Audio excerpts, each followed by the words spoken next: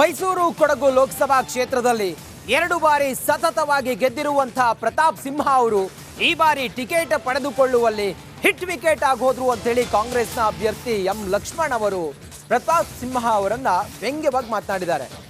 Pratap Simha hit wicket ಆಗೋದ್ರು ಅಂತ ಹೇಳಿ ಹೇಳಿದ್ದಾರೆ. ಮಾತನಾಡ್ತಾ ಅವರು ಹೇಳ್ತಾರೆ, ಪ್ರತಾಪ್ ಸಿಂಹ 10 ವರ್ಷ ಅಂದ್ರೆ 2 ಬಾರಿ ಅವರು ಸಂಸದರಾಗಿದ್ದವರು. ಅವರಿಗೆ ಟಿಕೆಟ್ ಸಿಗುತ್ತೆ ಅಂತ ಹೇಳಿ ನಾನು ಕೂಡ ಅಂದ್ಕೊಂಡಿದ್ದೆ. ಅವ್ರ ವಿರುದ್ಧ ಸ್ಪರ್ಧೆಗೆ ಪಟ್ಟು ಹಿಡಿದು ನಾನು ಟಿಕೆಟ್ ಪಡ್ಕೊಂಡೆ. ಆದರೆ ಪ್ರತಾಪ್ ಸಿಂಹ ಅವರಿಗೆ ಅವರೇ ಔಟ್ ಆಗಿಬಿಟ್ರು ಅಂತ ಹೇಳಿ ಹೇಳಿದ್ದಾರೆ. ಕಾಂಗ್ರೆಸ್ನ ಅಭ್ಯರ್ಥಿ ಎಂ ಲಕ್ಷ್ಮಣ್ ವ್ಯಂಗ್ಯವಾಗಿ ಮಾತನಾಡಿದ್ದಾರೆ.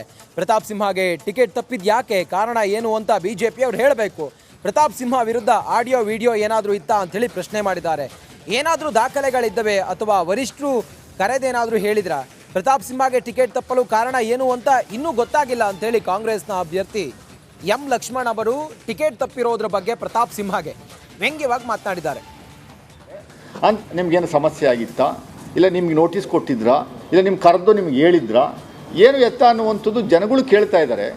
ನಾನು ಪ್ರಾಮಾಣಿಕವಾಗಿ ಹೇಳ್ತಾ ಇದ್ದೀನಿ, ಪ್ರತಾಪ್ ಸಿಂಹ ಅವರೇ ಅಭ್ಯರ್ಥಿ ಅಂತ ತಲೆಯಲ್ಲಿಟ್ಕೊಂಡು ಕಳೆದ 1.5-2 ವರ್ಷದಿಂದ ನಿರಂತರವಾಗಿ ನಾನು ಕೆಲಸ ಮಾಡಿಕೊಂಡು ನಮ್ಮ ಮುಖಂಡರುಗಳನ್ನು ಮಾನ್ಯ ಸಿದ್ದರಾಮಯ್ಯನವ್ರನ್ನ ಮತ್ತು ಡಿ ಕೆ ಶಿವಕುಮಾರ್ ಅವ್ರನ್ನ ನಾನು ಅವ್ರನ್ನ ಮನವಿ ಮಾಡಿಕೊಂಡು ದಯಮಾಡಿ ನನಗೆ ಟಿಕೆಟ್ ಕೊಡಿ ಸರ್, ಅವನ ವಿರುದ್ಧ ಹೋರಾಟ ಮಾಡುವಂಥದ್ದಕ್ಕೆ ಅವರ ವಿರುದ್ಧ ಹೋರಾಟ ಮಾಡುವಂಥದ್ದಕ್ಕೆ ನಾನು ಸೂಕ್ತ ಅಭ್ಯರ್ಥಿ ಅಂತ ಜನಗಳು ಮಾತಾಡ್ತಾ ಇದ್ದಾರೆ ಅಂತ ನಾನು ಪ್ರತಾಪ್ ಸಿಂಹ ಅವರೇ ಅಭ್ಯರ್ಥಿ ಆಗ್ತಾರೆ ಅಂತ ಪಟ್ಟಿಡಿದು ಟಿಕೆಟ್ ತಗೊಂಬರುವಂಥ ಕೆಲಸವನ್ನು ಮಾಡಿದೆ.